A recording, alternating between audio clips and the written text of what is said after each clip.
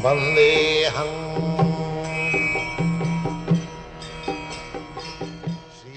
following is a class on Nectar of Devotion, 11, given by His Divine Grace, A.C. Bhaktivedanta Swami Prabhupada, recorded on 31 October 1972 in Vrindavan.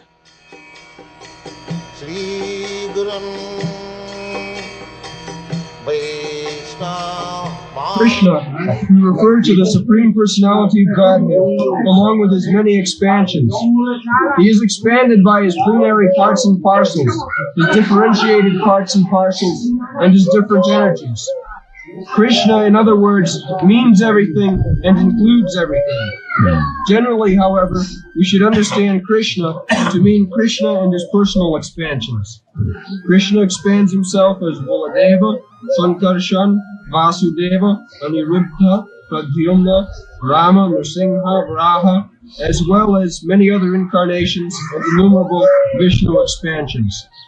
These are described in the Srimad Bhagavatam to be as numerous as the uncountable waves.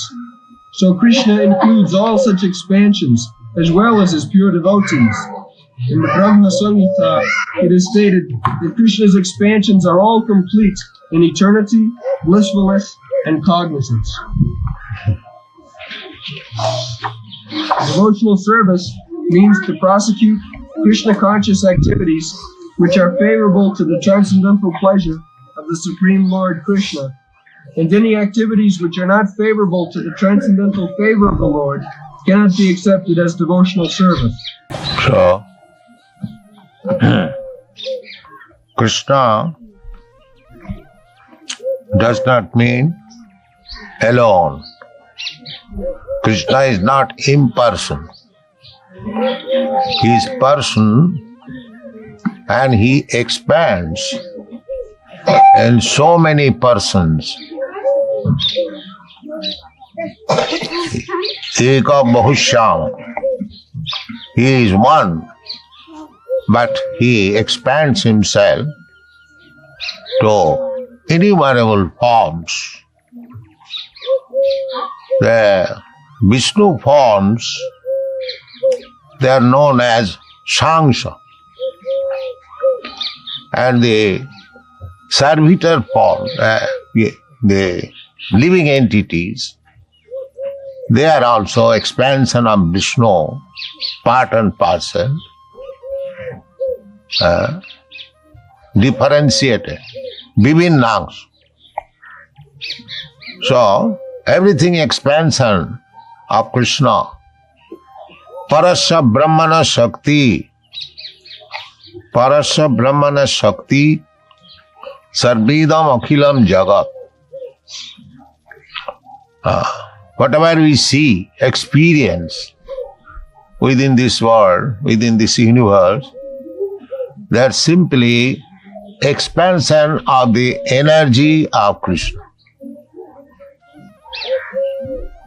Just like fire has got two energies, heat and light. Similarly, Krishna is expanding by His two energies, the material energy and the spiritual energy. So this material world is expansion of His material energy, and we are marginal. We are also energy. We are not energetic. We are not Purusha. We are Prakriti. In the Bhagavad-gita, the living entities have been described as Prakriti. Aparayam itastu vidhi me prakritim para. After describing the material energies, earth, water, air, fire, sky, mind, intelligence, ego, Krishna says, Aparayam, all these energies, separated energies, material energies, they are apara, inferior. But that is also Krishna's energy. Inferior means not actually inferior, Because there cannot be anything inferior which is emanating from Krishna.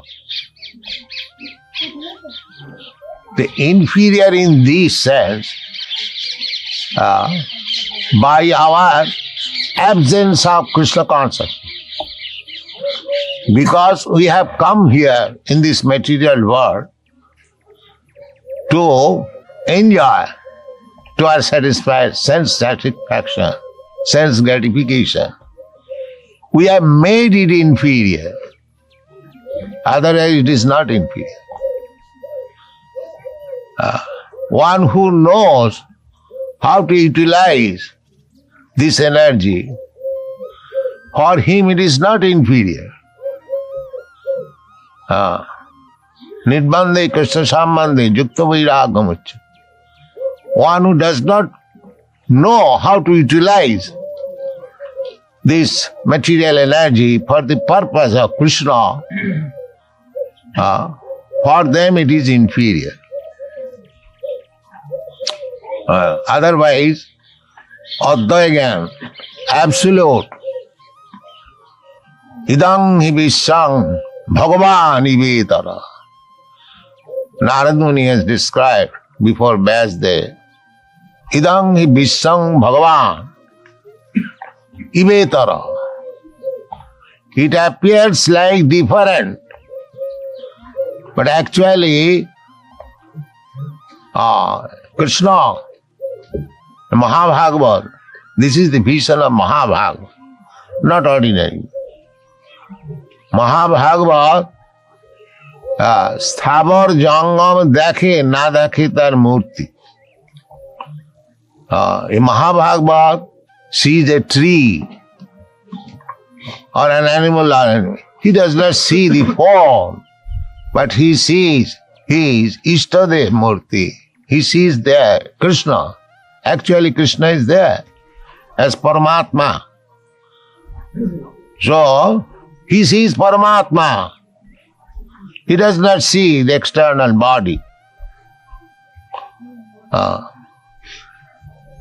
So Krishna's two energies, inferior means where Krishna consciousness is almost absent, that is inferior. When there is Krishna consciousness, that is no more inferior. That is superior. So, Krishna says, aparayam itastu viddhi me prakritim para. After all, any energy, prakriti. So, the Mayavadi philosopher mistakes to elevate the living entities to the standard of Purusha, the Supreme. But actually it is not so. It is Prakriti. Prakriti means predominated. And Purush means predominator. And actually that is our position. We are not predominator. Artificially I am thinking that I am predominator. That is my illusion. I am not predominator. Nobody is predominator. Predominator is Krishna. Matta parataro nanya kinchi asti dhananja. He is predominant. Aham sarvasya prabhava. Matta sarvam pravarta. So, Prakriti and Purush, Krishna is Purush. Purusham sasatam, Arjuna has described. Purusham sasatam, parabrahma param dhama pavitram paramam bhavan. Purusham sasatam adyam. You are the original Purush. Enjoy. That is Krishna consciousness. If we know that Krishna is the original person enjoyer and we are simply enjoyed, we are meant for being enjoyed, not to take the post of enjoyer. Here in this material world, Everyone is artificially trying to become enjoyer. Both men and women. Now that is illusion. Nobody is enjoyer. Bhoktaram Jagadavasam Sarvalokamayassaram. The supreme enjoyer is Krishna. So, just like Prakriti Purush, we can get one idea. Husband and wife. Husband is Purush. Wife is Prakriti. So, if the wife is faithful, always trying to serve the husband, always to make her husband pleased, and husband takes care of the wife for all her necessities of life, as that home life becomes very beautiful and happy. Similarly, Krishna is the supreme Purusha, enjoyer. We living entities, if we simply try to serve him and make him happy, as the gopis did, then it is very congenial atmosphere, as it was in Vrindavan. Everyone is serving Krishna. Everyone is trying to please Krishna. The birds, the beasts, the trees, the land, the water, the cowherd boys, the gopis, Krishna's father, mother, elderly people, everyone. The center point is Krishna. That is Vrindavan. So, we can have Vrindavan anywhere and everywhere. Vrindavan is not that limited. It is not material. As Krishna is not limited. Krishna says in the Brahma Samhita, Goloka eva nivasati akhilatma bhuta. Just like Krishna says that Patram puspam phalam toyam jome bhakta prajachat tadaham asnami. Now one can say that Krishna is far, far away in the Goloka Vrindavan. How he will eat? And that is material conception. Krishna can eat even he is in Goloka Vrindavan, provided the foodstuff is offered by devotee, jo me bhaktya prajachati. It is a question of bhakti. Then Krishna eats. Krishna is present in his Goloka Vrindavan, in his Dhama. He does not go out, but his expansion goes out and accepts the service of the devotee. This is the Bhagavad Tattva Vijnana. One should understand the Bhagavad Tattva Vijnana. It is a science, how he takes. We have got our limited sense that I am sitting here. If you offer my foodstuff some years off from me, I cannot reach because I am limited. But Krishna can expand his hand. He himself comes. Sameva Spuratad. Krishna becomes manifest to the devotee. Atas Sri Krishna Namadi Navavid Grayam Indriya. Sevan Mukhi Jivbhado. When one becomes devotee, beginning from the tongue, Jivbhado, by chanting Hare Krishna mantra, Sevan Mukhi Jivbhado Sameva Spuratata. He becomes revealed. Jai Nam Sai Krishna. That is the perfection of chanting without any offenses. Then you will find the name is not different from Krishna. When you are chanting, you will find Krishna is dancing on your tongue. This is the conclusion. So, we have to learn how to chant. Therefore, in the Shastras and the Puranas, the 10 kinds of offenses are described, and Srila Jiva Goswami has given very much stress to avoid these offenses. Shuddharam. In the beginning, we cannot chant pure form of the name because we are accustomed, but still by chanting process, then it becomes namabhas, almost pure. Abhas means just like before sunrise you find the darkness is off, but it is not sunlight.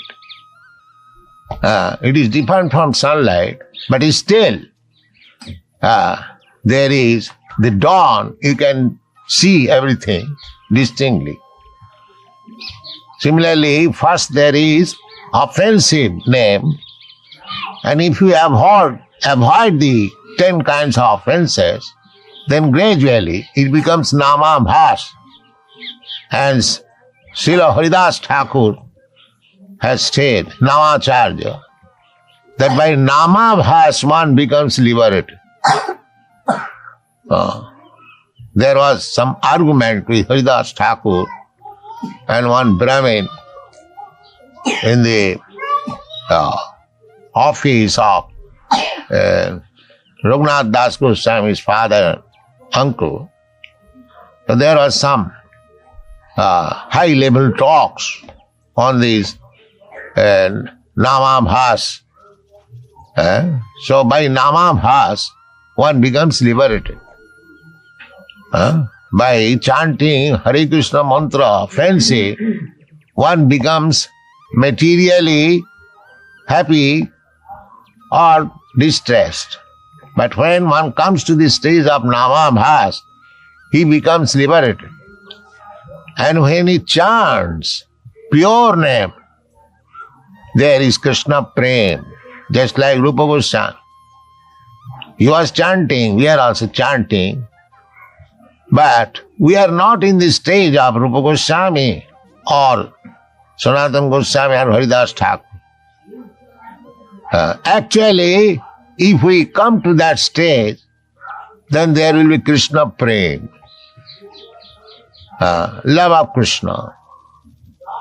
Just like Rupa Goswami said, that what shall I chant with one tongue and 2 ears? If there are millions of tongues and trillions of ears, I could chant something. And we cannot finish even 16 down. Because we have not created our taste for chanting. Still we are in the Namaparad stage. But don't be disappointed. Go on chanting. You will come to the right position, Namabhas, then Shuddha Nam. Everything requires gradual development. So, this Nama is also another incarnation of Krishna. Nama Rupe Kulikale Krishna Avatar. Name is, because name and Krishna is not different. Avinnatya Nama Namina. There is no difference. Here in the material world, there is difference between the name and the substance. But although again, in the absolute world, there is no such distinction. The name and the person, the same, identical. So, actually, when we chant Hare Krishna mantra, we directly associate with Krishna because name is the incarnation of Krishna. Nama Rupe Krishna Avatar. Therefore, if you are sensible, then we should take very much respectful attitude to the name Because name and Krishna the same. Suppose Krishna comes here, how much respectful we shall be? Immediately. Similarly, when we chant Hare Krishna mantra, we should know Krishna is there.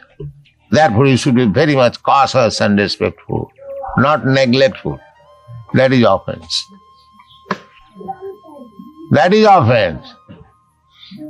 If we become inattentive, that is offense. We should know this. Try to avoid. Krishna is giving us chance to meet him in so many ways. Nam, Roop, Lila, Parikar, Vaishishta. He is giving us chance in the form of name, in the form of deity, in the form of his pastimes, in the form of his paraphernalia, just like this Vrindavan. Vrindavan is as good as Krishna. Chaitanya Mahaprabhu has said, it is not my manufacture. Aradh Bhagavan Brijesa Tanayo Tadhyamam Vrindavan. As Krishna, the Brajendrananan Hare Krishna, as he is worshipable, similarly his dham is worshipable. We should be very much respectful to Vrindavan dham. Otherwise we will be offended. Dham aparad. Dham aparad. If we remain here in Vrindavan, we should know that we are living with Krishna and how much we should be cautious, how much we should be careful if we are actually understand what is Dhamma. Dhamma is also Krishna. If in the Dhamma we commit sinful activities, then we are what is called suiciding, committing suicide. It is a fact. You know the story of Jamalajya. So, they were given the place in the Dhamma, Vrindavan Dhamma, as a tree, but they had to waste time for so many hundreds of years. Although there is guarantee, anyone who is in Dhamma, he will get the shelter of the lotus feet of Krishna, but not, why should you waste your time to become a tree or a monkey or a hog or a dog? Don't waste. You should be very careful. Don't commit any offense in the Dhamma. Then one life is sufficient to go back to home, back to God. Takta dehang punarjanmanaiti mameti. If you actually live in Vrindavan carefully, without committing any offense and sinful life, then in this life you are going to Krishna. Krishna says, Janma karma me dibbam jiv janati tattva. To live in Vrindavan means to know Krishna, how he appeared here, how he played here, how he executed his pastimes here. Janma karma, dibbam, these are all celestial, all transcendental.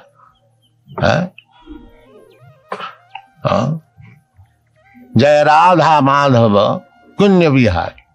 So this is Vrindavan life of Krishna.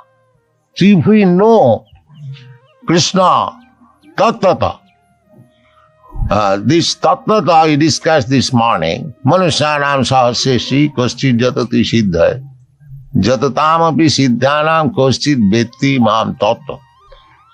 So those who are living in Vrindavan, they should try to understand Krishna Tattvata. That is their business. Not that take advantage of Vrindavan and make some Annabhilas, Jnana Karma.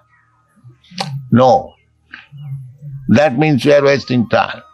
We'll get the chance because you have come to Vrindavan. Vrindavan is so powerful. But if we commit offense and sinful activities, it will be delayed. My Guru Maharaj used to say that don't waste time. Don't wait for another life. In this life, finish this business to understand Krishna and go back to home, back to God. That is required. If one is businessman, just like in business, they want to execute business free. Finish the business quickly. Similarly, because we see that such a devotee like Bharat Maharaj, because he was little attached to a calf, deer calf, what is called? Horn, yes. So he had to take the life of a deer next life. Just see, such a great devotee. But because he was little attached, jang vapi smaran loki tajatanti kalevaram. So we should be very careful that even in Vrindavan, if we miss the point, if we are attached to something, then you have to accept another life, either as beast or tree. Of course, the chance will be given to become a tree and beast in Vrindavan. That is also profitable because next life he is going back to home, back to God. But why should we waste another life in this way? So, Krishna Nama Rupi Avata. So we should respect chanting of Hare Krishna mantra with very carefulness, cautious, so that we may not commit any offense. Then your business is successful. Namnath bala jasai papa buddhi. If somebody thinks that I am living in Vrindavan, I am chanting Hare Krishna mantra, so if I do something sinful, what it will do? Eka nam Krishna name jato pap hare, papi hai tato pap koribare nare. So what sinful I am doing? Little sinful. Yes, little sinful will be excused. But if it is done not willingly, but if you commit sinful activities willingly, daily, then you will be punished. That is laws of nature. Even if we are bhakta, you will be given chance, but you will have to be punished. Therefore, we must be very careful. We are chanting Hare Krishna mantra means dealing with Krishna directly. Therefore, we must be very careful, cautious, respectful. Then it is nice, it is success.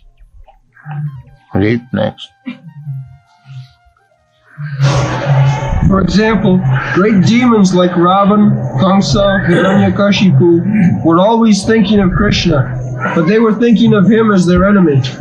This sort of thinking cannot be accepted as bhakti or Krishna consciousness. Yes, as Ravan and Kamsa was thinking of Krishna as enemy, similarly, if we think of Krishna that he will wash my sinful activities, that means you are thinking like Ravan and Kamsa.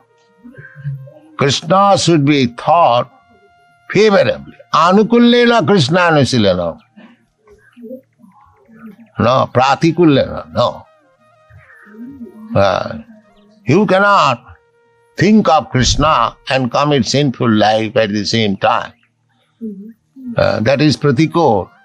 Krishna does not want that you shall remain sinful, because you cannot approach Krishna without being free from sinful activities. Jisam antagatam papam. Krishna is pavitra, paramam, apapa viddham. These are the descriptions. Krishna is the supreme pure. You cannot approach the supreme pure being sinful and make Krishna your order supply, that you go on committing sinful life and Krishna will wash it. Krishna washes it once, twice, thrice. But if you conscientiously go on continue this sinful life, then you will have to be punished. So we should not think pervertedly like Ravana and Kansa. Kansa was always absorbed in thinking of Krishna. Also he got salvation, but not as associate, but he merged into the Brahma effulgence. So these are the parts. Anukullena Krishna Anusilanam. We should execute cultivation of Krishna consciousness very favorably, not unfavorably. Favorable means by which Krishna becomes pleased, by which your spiritual master becomes pleased. Because when your spiritual master is pleased, Krishna is pleased. Jasya prasadat bhagavat prasad. So, spiritual master is representative of Krishna. Just like in office, you do not see the proprietor, but your immediate officer, if you can please, then you get promotion, increment, so many things. Similarly, Krishna sends his representative, Acharya mang bijanya, navamanneta karichi. So pleasing the Acharya means pleasing Krishna. Krishna Chakravarti Thakur says, Jasya prasadat bhagavat prasad. So anukullena Krishna anusilanam means when you have accepted the bona fide spiritual master, you should work in such a way that your spiritual master is pleased with you. Then your path is very clear. Don't do anything which is against the will of the spiritual world. Because we cannot see Krishna eye to eye at the present moment. The direction is coming through disciplic succession.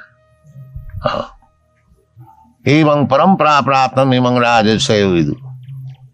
So we should follow favorably to cultivate Krishna consciousness, then our life is successful. Go on. The impersonalists sometimes misunderstand devotional service in such a way that they divide Krishna from his paraphernalia and pastimes. For example, the Bhagavad-gita is spoken on the battlefield of Kurukshetra, and the impersonalists say that although Krishna is of interest, the battlefield of Kurukshetra isn't. The devotees, however, also know that the battlefield of Kurukshetra by itself has nothing to do with their business, but in addition they know that Krishna does not mean just Krishna alone. He is always with his associates and paraphernalia. They are so-called pseudo-devotees. They say, what we have to do with Bhagavad-gita? They think that they are so advanced that they will jump over immediately to the Krishna's Ras Lila. That means Krishna's Lila in the Kurukshetra is not very much important for them. Or no? Krishna's Lila either in the Kurukshetra or in Vrindavan, the same thing. We should know. Avinnatya namanavina. So, better, first of all, read Bhagavad-gita, the preliminary study of Srimad Bhagavat. Try to read or try to learn. Of course, in the Srimad Bhagavatam, there is everything But for ordinary person, because Bhagavad-gita is the ABCD of spiritual knowledge, people even commit mistakes in studying the ABCD of spiritual knowledge. People have become so much degraded that they cannot understand even ABCD of spiritual knowledge. They will make their own interpretation. Such is the horrible condition. They will try to make minus Krishna Bhagavad-gita. Go on reading Bhagavad-gita for millions of years, setting aside Krishna. That is scholarly. This is going on. A scholar means they say openly. I have seen Dr. Radha Krishna when he is explaining Manmana Bhavamad Bhaktamad Jaji Mang Namaskuru. He is saying openly, it is not to the person Krishna. He is saying, just see the attempt. He is writing comments on Bhagavad-gita and he is trying to make Krishna away, minus Krishna. Simply mental speculation. This is going on. We should be very careful. What is that? One? The impersonalists. The impersonalists, they do not know that Krishna and Krishna's body not different. They take it for acceptance that when God, Brahma comes, he accepts a material body. That is Mayavadika. Therefore Krishna says, Avajananti magamudha manusim tanuvasita. He comes, samavami atmamaya. He comes as he is. Otherwise, how he can act so wonderfully?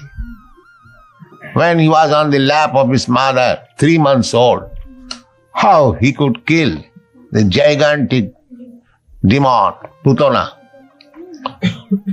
He's not different from his body. He simply appears according to the necessity. Krishna has no such difference, body and soul. He is full, complete, spiritual. We have got in this conditional state soul and body different.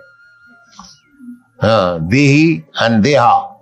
Dehinasmin jatha dehi kaumara jauvanam jara. So, Dehantram prapti. Krishna hasn't got to accept another body. So these things we should know. Krishna is complete, Purna Brahma. There is nothing like material and spiritual in Krishna's body. Go on.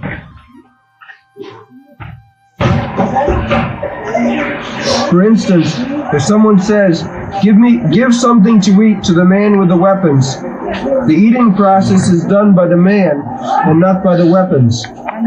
Similarly, in Krishna consciousness, a devotee may be interested in the paraphernalia and locations, such as the battlefield of Kurukshetra, which are associated with Krishna, but he is not concerned with simply any battlefield. He is concerned with Krishna, his speech, his instructions, etc. It is because Krishna is there that the battlefield is so important. This is the summary understanding of what Krishna consciousness is. Without this understanding, one is sure to misunderstand why the devotees are interested in the battlefield of Kurukshetra. Yeah. Sometimes we are asked that why Krishna induced Arjuna to become violent. There are so many so-called scholars, they criticize Krishna but they do not know what is Krishna. Krishna is absolute. In whichever he acts, it is the same thing. God is good. It does not mean when he fights in the battlefield of Kurukshetra he becomes bad. No, he is still good. That is the conception of God. Absolute. He can do everything and anything. Still, he continues to be the absolute truth. That is absolute truth. There is no relative understanding. This is good for God, this is bad for God. As God has come before me to be judged by me, you cannot judge God, Krishna. Whatever he does, just like Arjuna accepted Krishna. Sarvametam nitang manne jadvadasi kesha. I accept whatever you say in total, without any distinction. That is acceptance of Bhagavad-gita and Krishna. That is the way of understanding Vedas. You cannot judge the conclusion of the Vedas. You have to accept as it is. Because we are conditioned. We have got so many defects. We are illusioned. We commit mistake. Our senses are imperfect. So many defects. Brahm Pramad, Vipralisha, Karunapata. We want to cheat others. So therefore, we cannot give perfect knowledge. We have to receive knowledge from the perfect. And who is better perfect than Krishna? Therefore, whatever Krishna says, whatever Krishna does, that is all good. There is nothing criticizing. You cannot criticize Krishna. That is not possible. You cannot say why Krishna took part in the battlefield of Kurukshetra. Yes, he had business to do it because he appeared Paritranaya sadhunam vinashaya cha duskita. He had to kill all the demons. That was his another business. Not only to dance with the gopis in Vrindavan, but he had other business to kill the demons. In Vrindavan also, so many demons were appearing daily, and Krishna was killing them. So, that is another side of Krishna's business. But if you study Krishna from your materialistic angle of vision, you will misunderstand. You should know Krishna's dancing with the gopis